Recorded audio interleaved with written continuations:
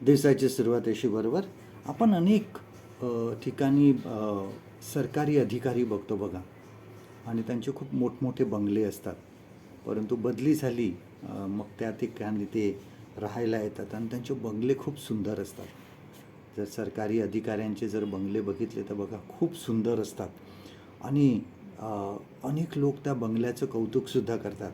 पण शेवटी ते बंगल्याचे मालक नसतात.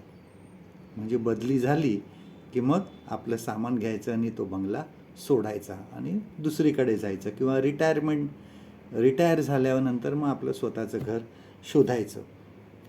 कधीकधी आपण बघतो की खूप सुंदर मोठमोठे बंगले असतात बघा. तुम्ही काही ठिकाणी गेलात तर खूप मोठमोठे बंगले असतात. परंतु त्या एवढ्या मोठ्या बंगल्यामध्ये एक साधं कुटुंब राहत असतं आणि आपल्याला वाटतं की एवढ्या साध्या कुटुंबाचं एवढं मोठं घर कसं काय.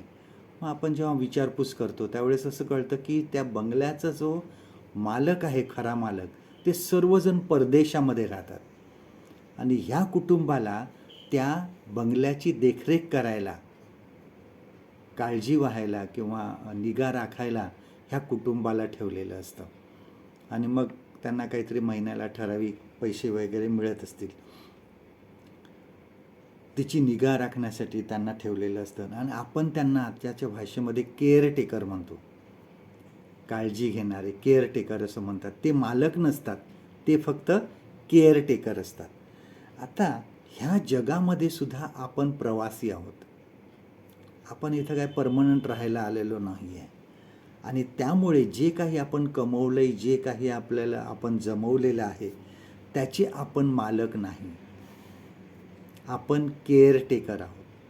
जे काही आपल्याला ह्या जगामध्ये मिळालेलं आहे त्याचे आपण केअरटेकर आहोत, कारण हे सर्व काही देवाचं आहे. जेव्हा आपल्याला वरून बोलावणं आलं त्यावेळेस आपल्याला हे सगळं सोडून इथून जायचं आहे. आपण फक्त प्रवासी आहोत, केअरटेकर आहोत. बघा, पहिले इतिहास 29व्या अध्यायामध्ये आपण काय वाचतो बघा. First chronicles chapter 29.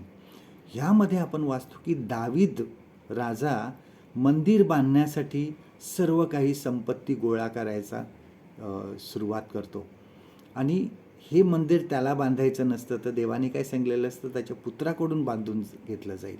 परंतु तो आतापासूनच ती सुरुवात करतो. स्वतःचं जे सोने रुपये आहे ते प्रथम तो मंदिरासाठी देण्यासाठी पुढे आणतो. मग इतर लोक, अधिकारी, सर्वजण आपापल्या परीने सर्व काही देवाकडे आणतात आणि देवाच्या मंदिरासाठी हातभार लावतात. पण कोणीही अभिमान करत नाही की मी एवढं देवाला दिलं, मी एवढं देवाच्या मंदिराला दिलं. नाही. बघा, पुढच्या अध्यायामध्ये दावीद काय म्हणतो बघा.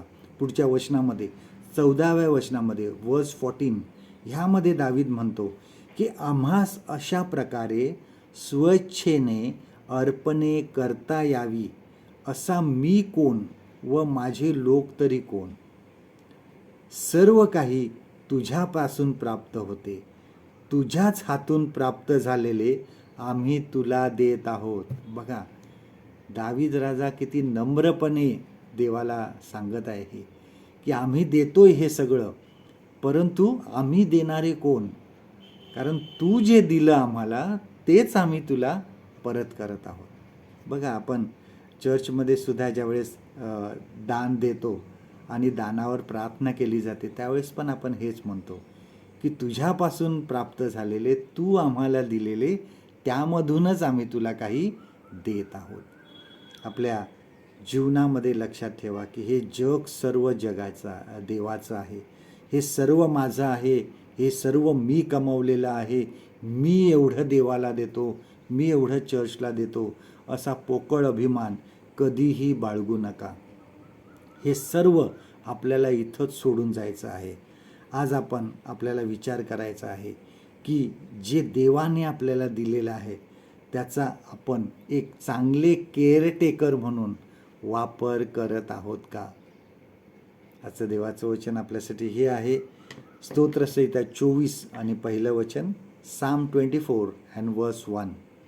पृथ्वी आणि तीवरील सर्व काही परमेश्वराचे आहे, जग व त्यात राहणारे परमेश्वराचे आहे.